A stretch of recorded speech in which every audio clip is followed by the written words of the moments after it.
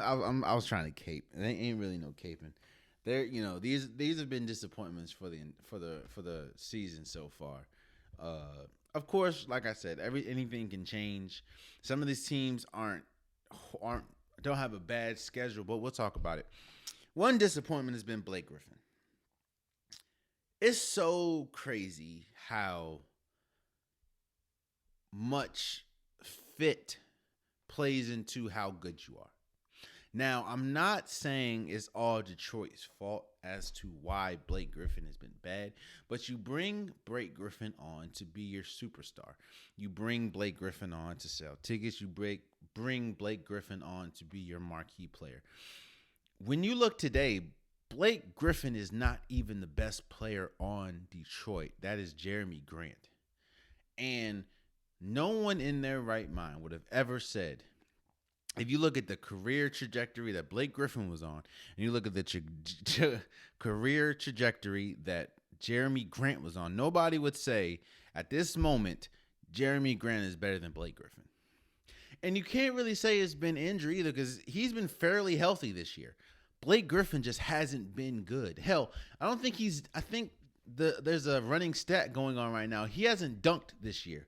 Now, I know that you've been like, well, I mean, it's just dunk. But when we talk about Blake Griffin, who was known for his high athletic dunks, the fact that he hasn't dunked this year, I don't know if it's because he just doesn't like the environment because they're so bad.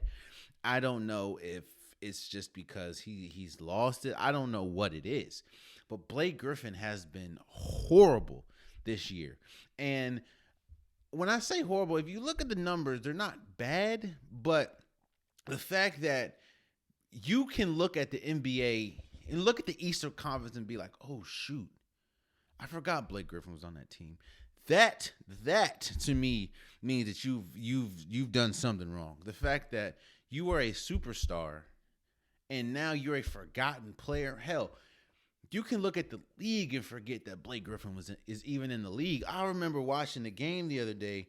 I think it was Washington against Detroit, and I was like, oh shoot, Blake Griffin is on his I totally forgot about Blake Griffin. That to me is a failure right there.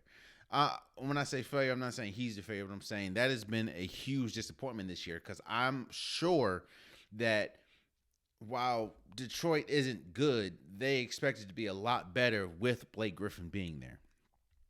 Another disappointment is Boston. Now, no, Boston doesn't have a losing record. They're not horrible, but Boston is on a mean losing streak. Now, I know, Jason Tatum got hit with some injuries and COVID, and some of the team got hit, but Boston fairly has been healthy this year. And honestly, I'm kind of really looking at you, Kemba Walker. Kemba Walker he's been bad. I'm not going to say god awful. He's been bad this year.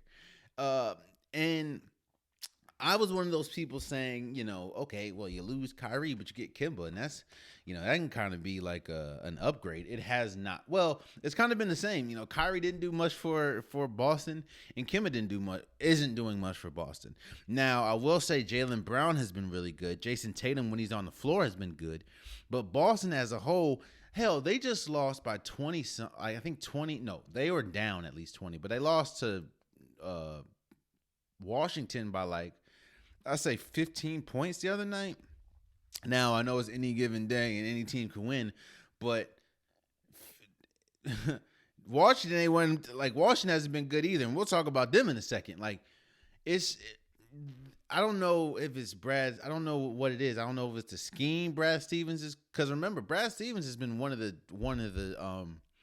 Brad Stevens is one of those coaches that we kind of speak highly about, seeing as though he's able to get the best out of his young players.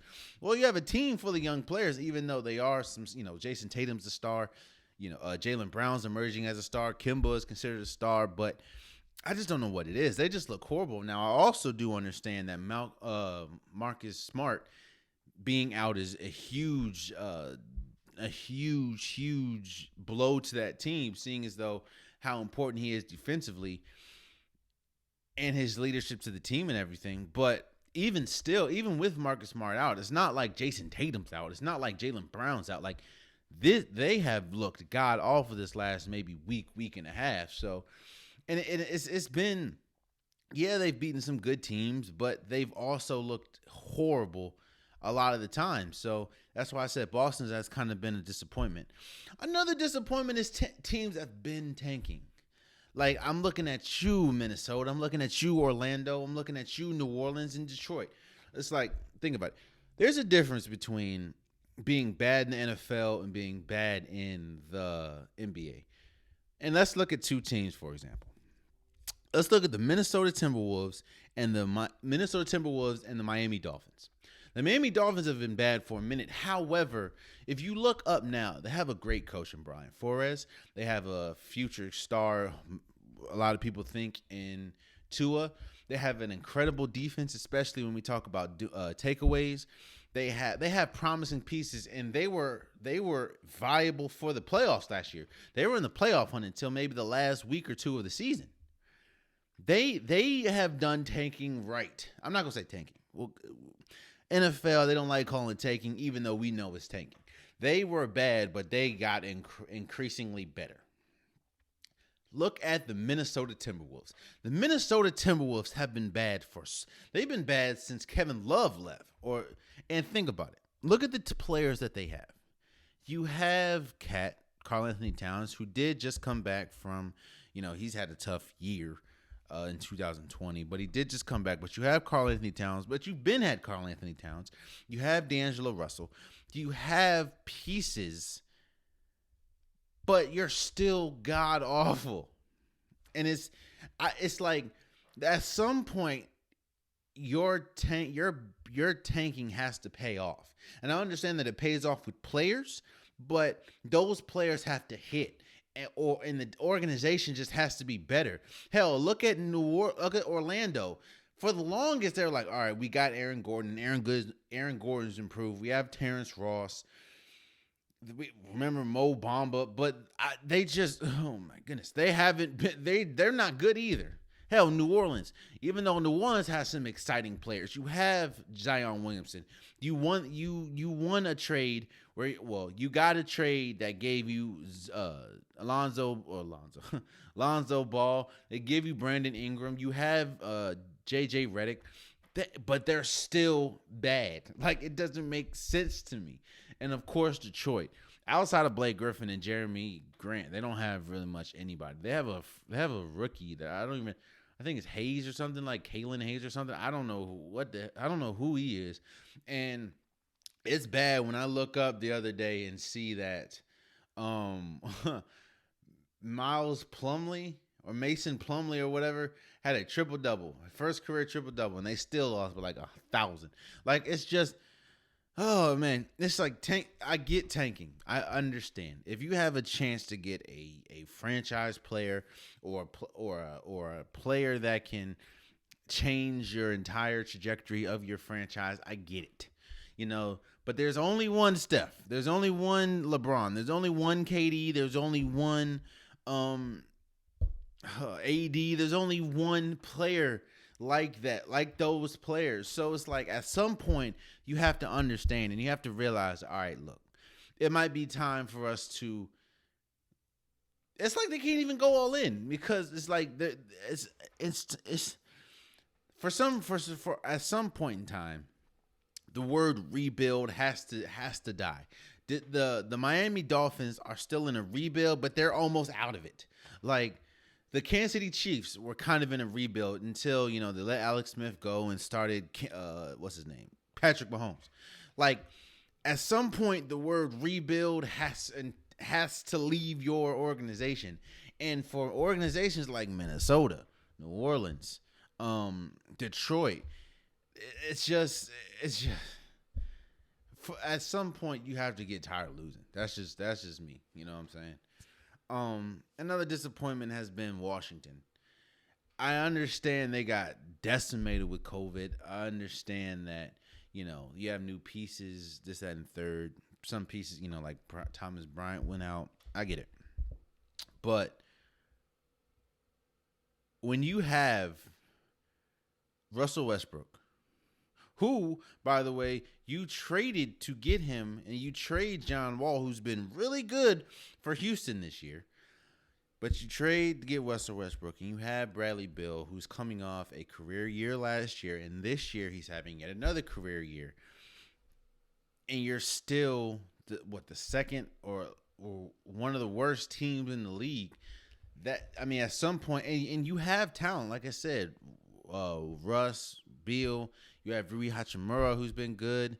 Thomas Bertans, like, you have talent, but it's just I'm not really one to blame the coach. I think I talked about this last week or a couple weeks ago. I'm not really one to blame the coach, but it doesn't really seem like, I don't know if the scheme isn't there. I don't know, but it doesn't seem like the team is really motivated outside of Bradley Beal and Russell Westbrook. And Russell Westbrook, I mean, he has those days where he's incredible, and he has those days where he's just horrible. So Washington, because I remember going to the season, I felt Washington could be a top, I'll say top 5 team in the East. You know, with Bradley Beal adding to what he did last year, bringing Russ on, a healthy Russ and a motivated Russ from what we heard.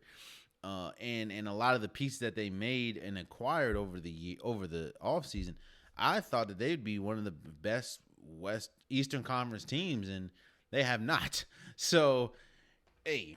And lastly, the last disappointment has been the Mavs. I mean, they just lost the other night against Portland. It's like,